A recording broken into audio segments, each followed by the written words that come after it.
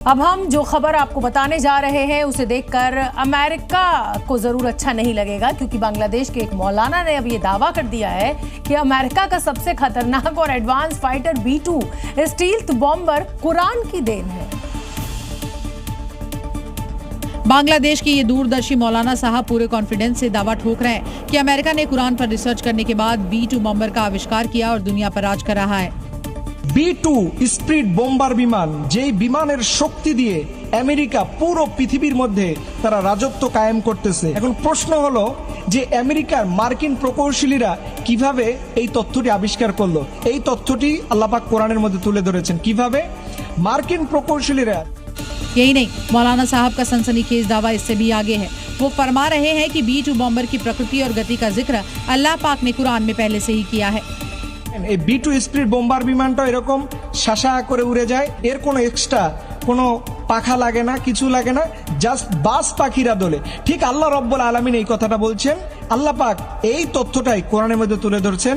আলাম তারা আন্নাল্লাহা ইউসাব্বিহু লাহু মান ফিস সামাওয়াতি ওয়াল আরদি ওয়াত তায়রু সাফাত।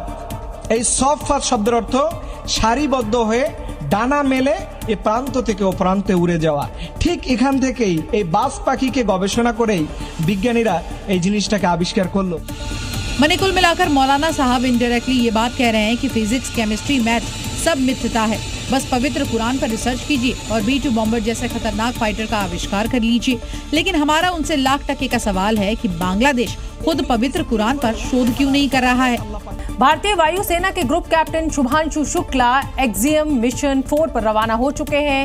भारतीय समय के मुताबिक दोपहर करीब 12 बजे फ्लोरिडा में नासा के केनेडी स्पेस सेंटर से ये मिशन लॉन्च हुआ और लॉन्च के करीब 10 मिनट बाद ड्रैगन स्पेसक्राफ्ट फाल्कन 9 रॉकेट से अलग हो गया। नमस्कार मेरे प्यारे देशवासियों, व्हाट अ राइड। 40 साल बाद हम वापस अंतरिक्ष में पहुंच गए हैं और कमाल की राइड थी। भारतीय एस्ट्रोनॉट शुभांशु शुक्ला मिशन के पायलट हैं। अमेरिका की पैगी भिट्सन मिशन कमांडर हैं। पोलैंड से स्लावोज उजनान्स्की विस्निवस्की और हंगरी से टिबोर कापू इस मिशन पर स्पेशलिस्ट के रूप में शामिल हुए हैं। स्पेसएक्स का ये मिशन पहले 6 बार तकनीकी दिक्कतों के कारण टल चुका था। ऐसे में लॉन्चिंग सफल होते ही शुभांशु के माता पिता आशा शुक्ला और शंभू दयाल शुक्ला भावुक हो गए। उन्होंने बेटे की सफलता पर ताली बजाकर खुशी जताई। इस मिशन पर भारत ने अब तक करीब 548 करोड़ रुपए खर्च किए हैं। ये यात्रा 14 दिनों तक चलेगी और टीम 28 घंटों की यात्रा के बाद ISS पर पहुंचेगी। 41 साल पहले राकेश शर्मा ने 1984 में सोवियत यूनियन के स्पेसक्राफ्ट से अंतरिक्ष यात्रा की थी। Shubhanshu Shukla international space station पर जाने वाले पहले और स्पेस में जाने वाले दूसरे भारतीय होंगे। Z News।